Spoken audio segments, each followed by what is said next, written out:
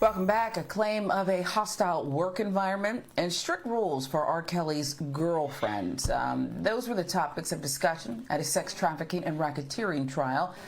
Aliciette Mayweather was a personal assistant. She testified that she traveled with R. Kelly's girlfriends. I hesitate every time I have to say that word in relation to this case.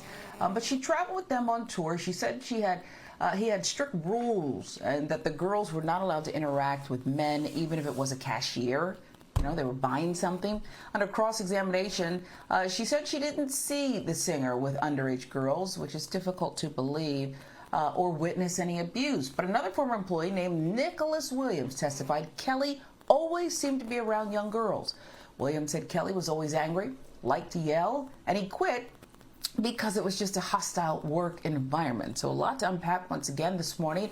For analysis on the trial, we're joined by BNC's Justice correspondent, Candace Kelley. Good morning to you, Candace. Good morning. The former employee, good morning, Nicholas, let's start there, testifying that when he knew Kelley's wife was coming, he'd give the Star a piece of paper that said, quote, "important is on the way," and then he would hide Kelley's girlfriends. Now, we know cheating, not illegal, so how does this help the prosecution's case?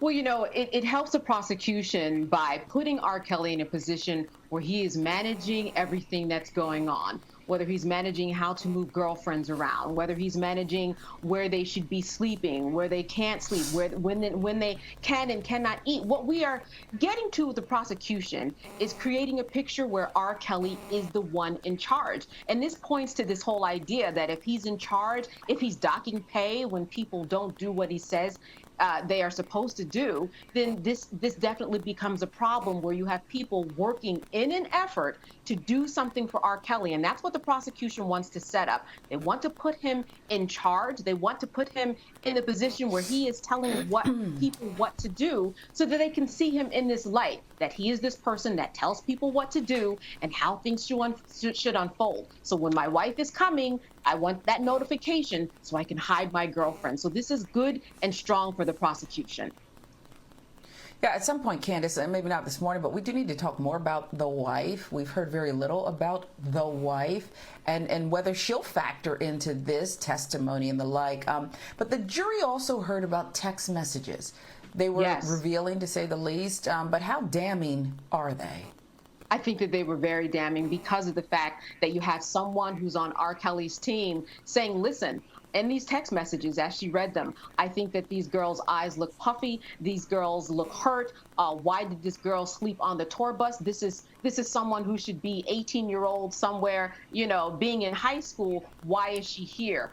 She also had a very interesting text message that said, you know, something is really, really strange about the behavior of these young women. And she said that she told someone on her team that this is someone who should run and never come back. So this puts someone in the position where they're seeing that things are going very, very wrong, which leads you to ask the question, well, did R. Kelly see something wrong? Did other people see something wrong? I think this also brings up the point, though, that these are witnesses. All the assistants have been very, very cautious. And I think that they don't want to open themselves up to civil liability down the line or other liability on a state level, because if you're that close and you are saying in a text, run, I think that these young women should run and never look back, well, then you probably have some culpability in that because you've seen something wrong. So I'm not sure how candid these witnesses are being, because they really are protecting themselves too.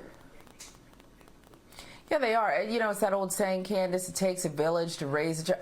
It seems in this case it takes a village to kind of keep all this illicit activity, these allegations working in concert here.